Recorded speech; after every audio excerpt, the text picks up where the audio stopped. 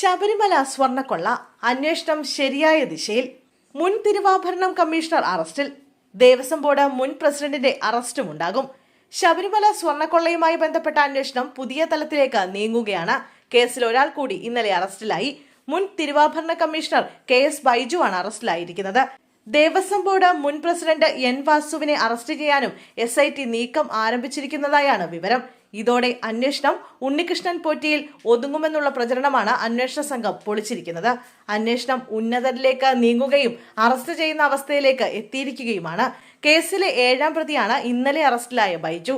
ദ്വാരപാലക പാളികൾ കടത്തിയ കേസിലാണ് ഇയാളെ അറസ്റ്റ് ചെയ്തിരിക്കുന്നത്. ശബരിമല സ്വർണ്ണക്കൊള്ളയുമായി ബന്ധപ്പെട്ട് നടക്കുന്ന 4ാമത്തെ അറസ്റ്റാണിത്. 2019 ജൂലൈ 19 പാളികൾ അഴിച്ചപ്പോൾ ബൈജു ഹാജരായിരുന്നില്ല. ദേവസ്വം ബോർഡിൽ സ്വർണം ഉൾപ്പെടെ അമൂല്യ വസ്തുക്കളുടെ പൂർണ്ണ ചുമതല തിരുവാഭരണം കമ്മീഷണർക്കാണ്. മുഖ്യപ്രതികളുടെ ആസൂത്രണം കാരണം മനഃപൂർവ്വം വിട്ടുനിന്നെന്നാണ് വിവരം. ദ്വാരപാലക കേസിൽ മാത്രമല്ല, കട്ടിളപ്പാളി കേസിലെ ദുരൂഹ ഇടപെടൽ സംബന്ധിച്ചുള്ള വിവരവും ബൈജുവിനറിയാം എന്നാണ് SITയുടെ നിഗമനം. 2019 KS ബൈജു ജോലിയിൽ നിന്ന് വിരമിച്ചിരുന്നു. ദേവസ്വം ബോർഡ് മുൻ പ്രസിഡന്റ് N വാസുവിനെ ശബരിമല ശ്രീകോവിലെ കട്ടിളപ്പാളി മോഷ്ടിച്ചതുമായി ബന്ധപ്പെട്ട കേസിലാണ് അറസ്റ്റ് ചെയ്യാൻ SIT ഒരുങ്ങുന്നത്. വാസുവിനെതിരെ കൃത്യമായ തെളിവുകൾ ലഭിച്ച പശ്ചാത്തലത്തിലാണ് അറസ്റ്റിനുള്ള നീക്കം നടക്കുന്നത്. കേസിലെ പ്രതികളുടെ മൊഴിയും വാസുവിനെതിരാണ്. തെളിവുകൾ നിരത്തി വാസുവിനെ വീണ്ടും ചോദ്യം ചെയ്യാനാണ് ഇപ്പോൾ SIT തീരുമാനം. ഇതിനുശേഷം അറസ്റ്റ് രേഖപ്പെടുത്തിയേക്കും. കേസിൽ 3ാം പ്രതിയായാണ് വാസുവിനെ ചേർത്തിരിക്കുന്നത്.